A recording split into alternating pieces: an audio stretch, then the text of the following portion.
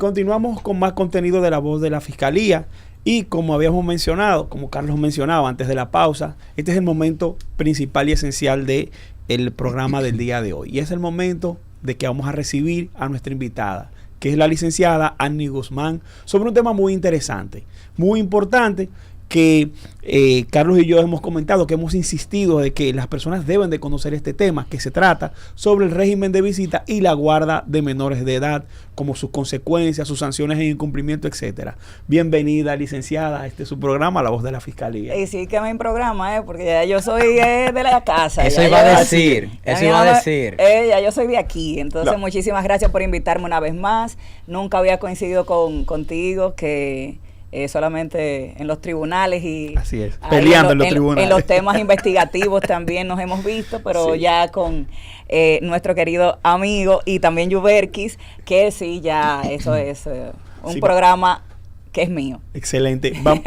Carlos, yo le voy a decir, Carlos, vamos a proponer a la licenciada Annie como nuestra consultora jurídica, ¿verdad? Así es, Carlos, el programa. Así es, bienvenida. Carlos, yo creo que vamos a hacerle, ¿verdad?, la primera pregunta. Eso es así. Siempre nosotros hacemos, que como todo abogado que somos, ¿verdad?, la pregunta de acreditación. ¿Quién es Annie Guzmán? Annie Guzmán es una amante del derecho, litigante por vocación y, bueno, pues abogada de profesión, ciertamente, pero una amante del derecho, del buen derecho. Excelente. Y del debido proceso. Muy bien. Annie, vamos a empezar por los conceptos, ¿verdad? ¿Qué es la guarda? ¿Qué se entiende por guarda? ¿Qué se entiende por régimen de visitas?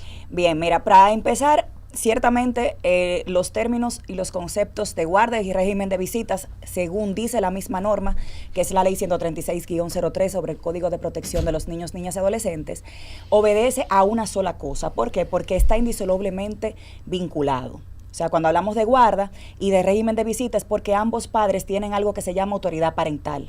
Y esa autoridad parental, cuando suceden las separaciones, pues obviamente tiene que regularse cuál va a ser el rol de uno y cuál va a ser el rol del otro.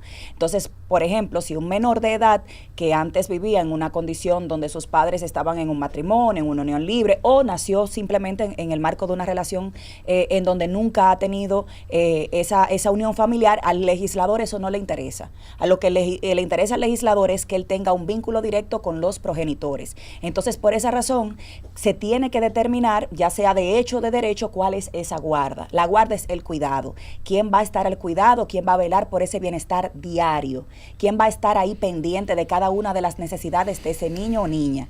¿Quién tiene que procurar que todas esas obligaciones, por ejemplo, de alimentación, de vestido, de recreación, deportes y demás, se pueda materializar? Y concomitantemente, pues también que el padre que no convive, que no detenta esta guarda, que no tiene el cuidado diario, pues tenga acceso a este menor sin ningún tipo de impedimento u obstáculo. Entonces, por eso se dispone también el régimen de visitas. Hay ocasiones en donde las personas no lo regulan de una manera efectiva. La manera efectiva es a través de un tribunal de niños, niñas y adolescentes, en donde ya sea de manera consensuada, en una fase de conciliación, que es la primera etapa, en donde cuando se requiere a la persona que no detenta la guarda o el que detenta la guarda requiere a esa persona también para que pueda apersonarse y decir cuándo van a hacer esas visitas, porque muchas veces se torna como un poquito incómodo, porque no, yo lo voy a buscar tal día, no, yo lo voy a buscar tal día, y hay como un conflicto ahí. Entonces dice, no, espérate, déjame yo mejor requerirlo para que entonces se sepa si es un fin de semana, si son 2 fines de semana,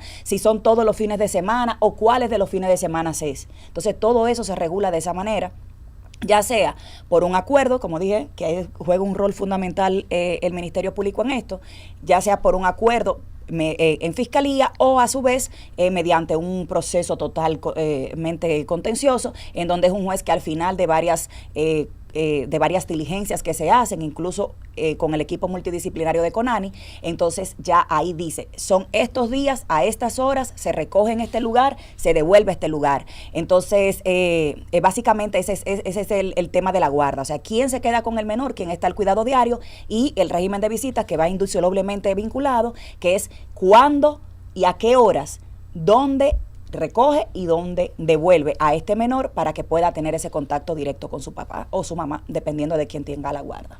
Muy bien, ya usted estableció que quien, bueno, voy a utilizar otra vez la palabra, quien establece quién se queda con la custodia, con la guardia del menor o de la menor, es un tribunal. Ahora bien, o un juez. Debería, a veces no pasan por ahí, pero... No, ok, pero cuando ya se decide ir directamente a un procedimiento precisamente para evitar todo lo que usted dijo de que si se lo quiere llevar ahora, que no, que ahorita, que mañana, entonces van donde un juez y es el juez quien establece esto.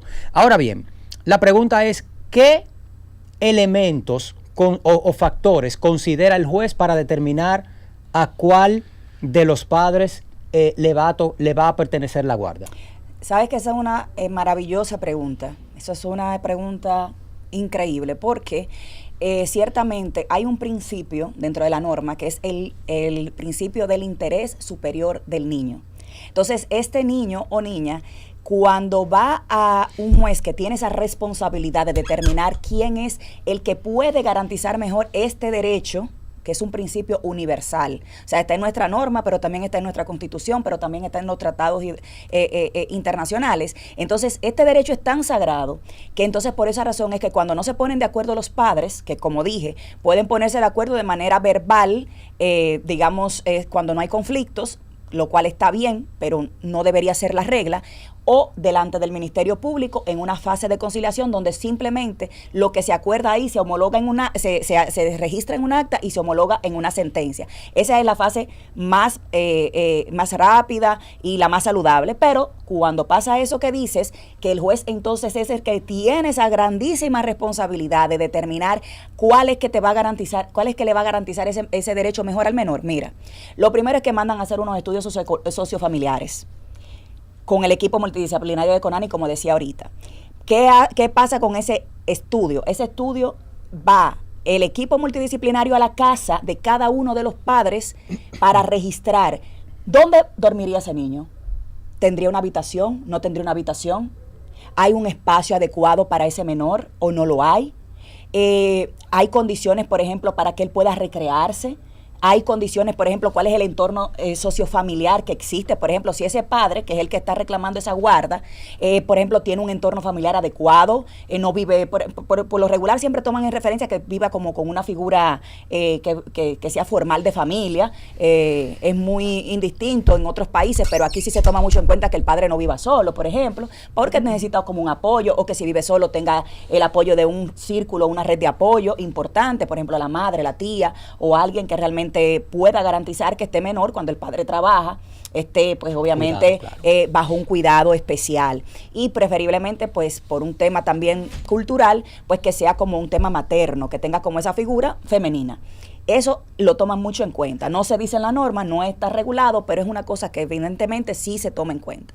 Cuando se hace este estudio sociofamiliar, entonces se registra, se hace un informe. El trabajador social va, registra, hace fotos, hace videos, hace preguntas, y eso todo queda registrado en un informe y hay una recomendación para el tribunal. Hay una recomendación que se conoce por lo regular el día de la audiencia. Entonces, esa es una de las partes. La otra de las partes es fundamental, que hay muchos papás, en el caso de los padres, porque por lo regular siempre es la madre, aunque eso es indistinto para la norma. Exacto. Por tanto lo puede tener la guarda la madre como lo puede tener el padre, pero como casi siempre la tiene la madre, por ejemplo, el padre dice, bueno, yo quiero la guarda. Si ese padre ha incumplido con las obligaciones alimentarias y las pensiones alimenticias que se le han sido impuestas, señor papá, no pierda el tiempo yendo al tribunal si usted tiene una sentencia de incumplimiento. ¿Por qué? Porque la misma norma te dice que es inadmisible esa demanda.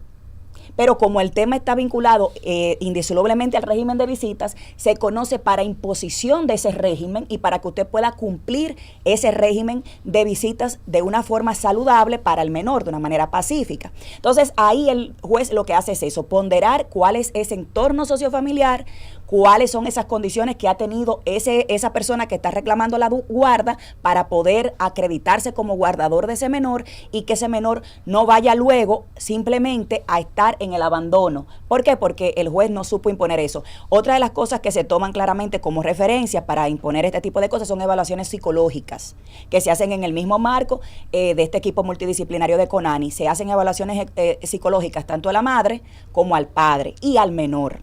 Muchas veces el juez también dispone una cámara de consejo, y en la cámara de consejos el juez directamente trata con el menor, claramente. El juez no es un psicólogo. Por eso, si el juez entiende que el menor tiene la edad suficiente como para establecer una conversación en donde puede responder a ciertas preguntas que no involucran, por ejemplo, meterse en la psiquis del menor, simplemente lo llama a cámara de consejo, donde no está padre, no está ministerio público, no está nada. Están el juez, ellos dos, está el juez o la jueza y el menor. Y la jueza le hace preguntas para determinar ciertas cosas que ella entiende que necesita con base en esa demanda. Entonces, si la juez o el juez entiende que en esas preguntas hubo algo que le preocupó, que le llamó la atención, como no es psicóloga, también puede remitir ese menor entonces a esas evaluaciones psicológicas. A veces la dispone las dos y a veces solamente dispone la cámara de consejo, y con base en eso entonces también establece un criterio. Básicamente esos son los pasos que pueden arrojarle luz a ese juzgador para establecer quién es el más idóneo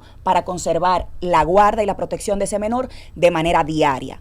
En consonancia con eso que usted dice, y que sabemos que la ley 136-03 establece el principio quinto, que es el interés superior del niño. He escuchado madres principalmente que como Ministerio Público se acercan y me dicen, mire, mi expareja me amenaza con quitarme los niños. Entonces la pregunta va, según su experiencia, que veo que tiene bastante, ¿qué papel juega el principio quinto en torno a estas amenazas que le hacen los padres, principalmente a las madres, de quitarle ese niño?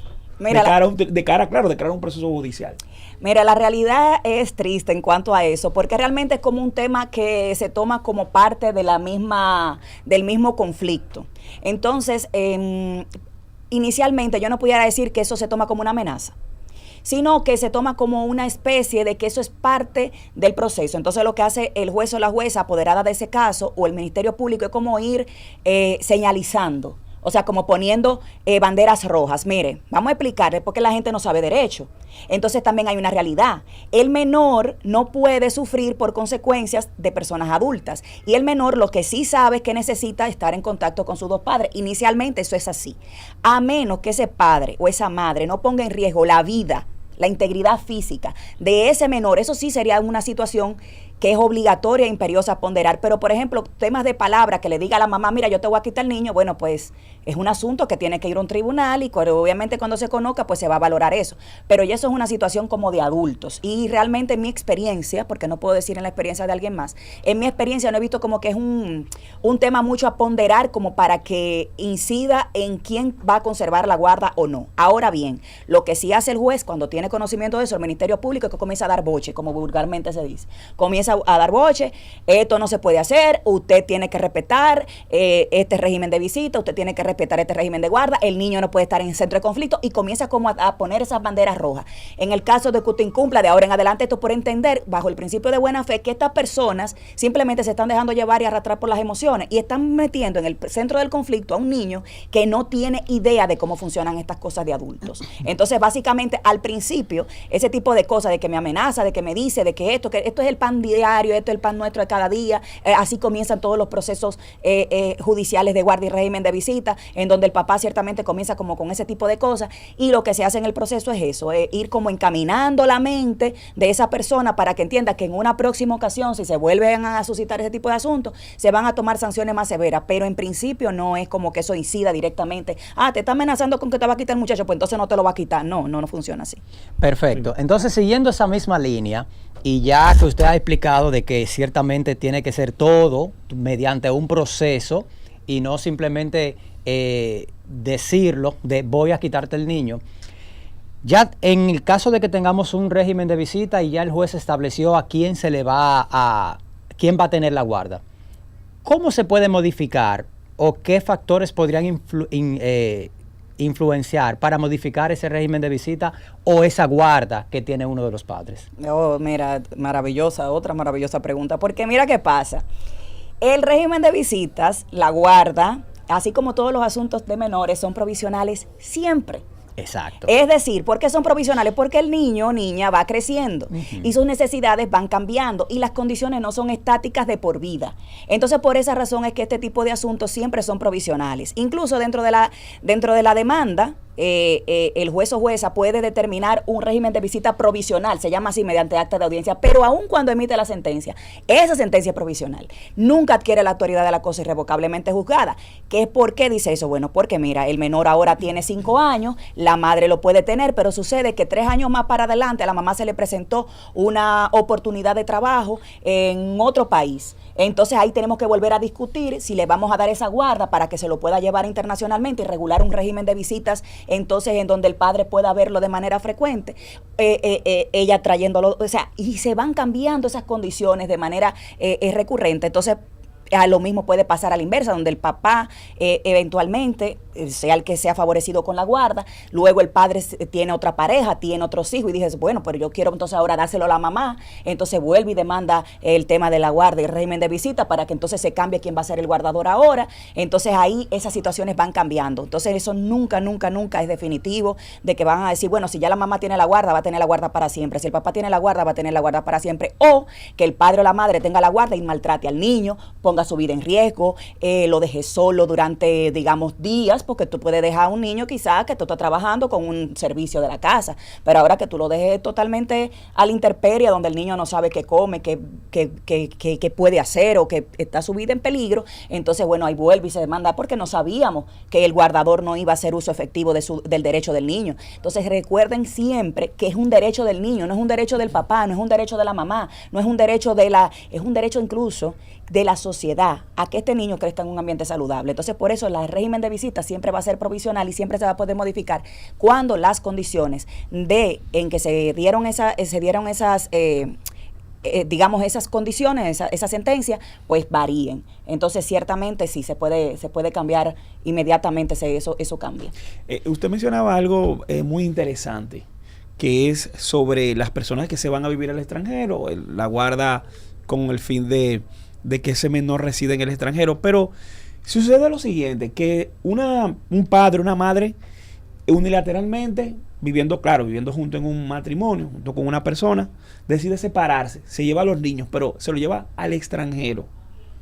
¿Qué podría hacer ese otro padre respecto a esta situación? Porque se ha llevado a los niños, quizás no tiene contacto, no puede visitarlo. ¿Qué puede hacer esa persona? Mira, y perdón que creo que nos estamos saliendo un poquito al contrario. Sí. Y ahí mismo agregarle a tu pregunta, si se lo lleva sin permiso, así, simple y llanamente, ¿podría eso incluso considerarse secuestro? Mira, todo va vinculado. Te voy a decir una cosa. Primeramente, me parecería muy extraño que salga sin una autorización de viaje, porque nuestro país regula. Sí, hay una autorización de viaje, claro. Obviamente se va con la autorización de viaje, pero no con la guarda. Sí. No se va con la guarda, ese menor. Ahí voy, excelente. Entonces, eso es lo que pasa. Por ejemplo, todo menor que sale de nuestro país tiene que salir con una autorización de viaje, ya sea de manera que se lo dio de manera voluntaria el padre que no tiene la guarda, que es el que tiene que autorizar. Si no va, o alguno de los padres, el que no vaya, tiene que autorizar esto, ¿verdad? No importa si tiene la guarda o no, pero el padre que no va con el menor tiene que autorizarle al otro para que lo pueda sacar del país. Entonces, ¿qué sucede? Esa autorización, cuando se da, ya sea en el tribunal, porque si no están de acuerdo, entonces se van al tribunal y el juez dice, sí, se puede ir de viaje, pero se va a ir de viaje de tal fecha a tal fecha. ¿Cierto? Lo mismo va a decir la autorización de viaje, porque si no, migración la va a rechazar hasta que eso lo diga. El menor tiene un vuelo comprado para salir tal día y regresar tal día. ¿Verdad que sí? ¿Qué pasa cuando al día siguiente de ese vencimiento no está el menor en el país? Se llama retención ilícita. Eso está contemplado en nuestra norma también, en el artículo 110. Y ese niño lo salen a buscar hasta debajo de la piedra. Y ese niño es regresado al país. Claramente hay un procedimiento para eso.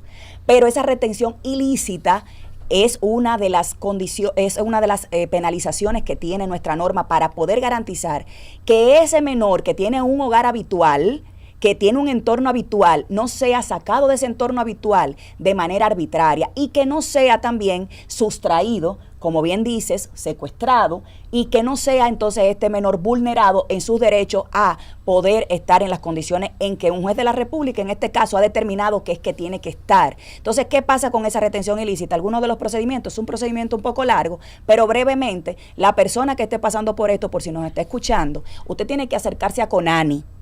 Usted tiene que acercarse a CONANI y poner a CONANI en conocimiento de estas circunstancias para que se comience esta labor de búsqueda de este menor en el país en donde este menor se supone que está de acuerdo con el permiso otorgado por el tribunal o de acuerdo con el permiso otorgado bajo la Dirección General de Migración, que es donde decía, va a ir a tal país. O sea, no puede estar en otro país, porque dijo que iba a ir a estar en este país. Entonces ya se comienza se comienza este procedimiento a través de esta cooperación internacional, de la mano de CONANI, que es que hace esta canalización. Y entonces ahí, que CONANI es una cosa maravillosa, señores, en esto. Se lo digo de verdad, cualquiera que esté pasando por eso.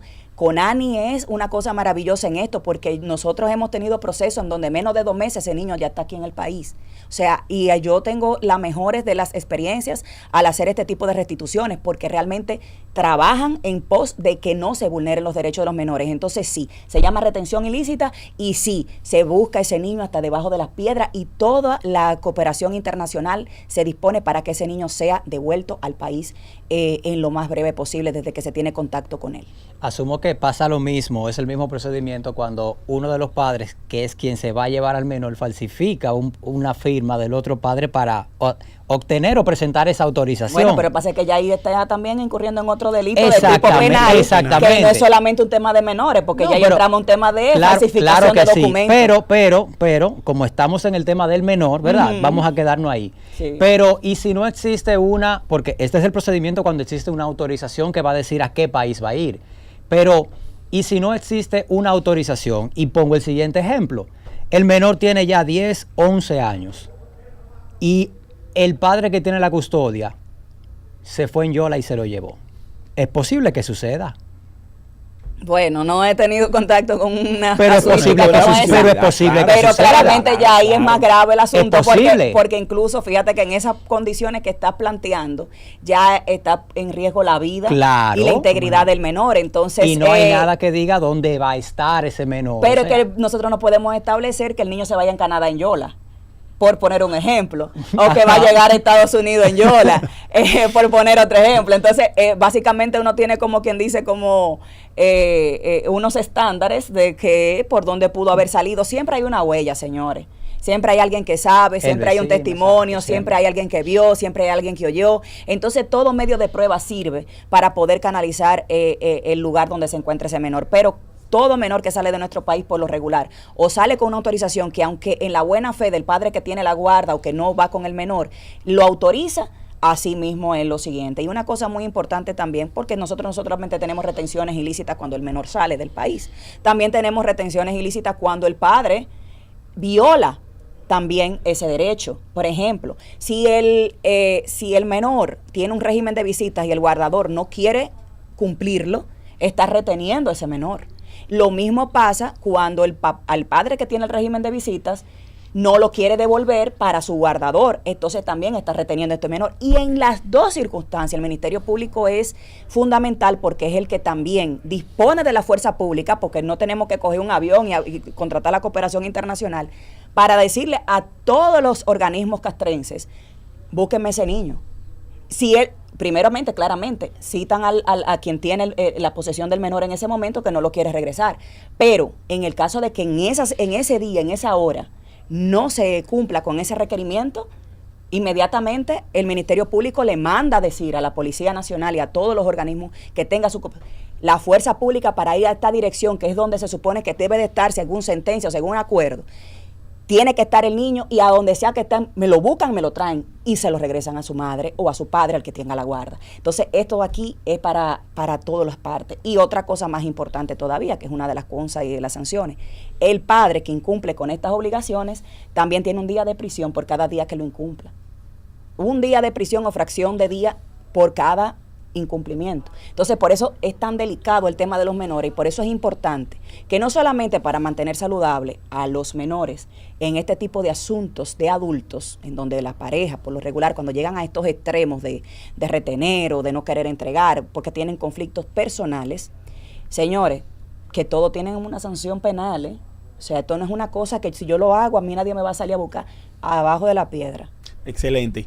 Lamentablemente ya hemos llegado a la parte final de su programa La Voz de la Fiscalía, con un contenido muy interesante, que sé que con este contenido nos hemos quedado corto, pero ahí mismo le ofertamos, ¿verdad?, a nuestra querida invitada del día de hoy un posible regreso a esta entrevista.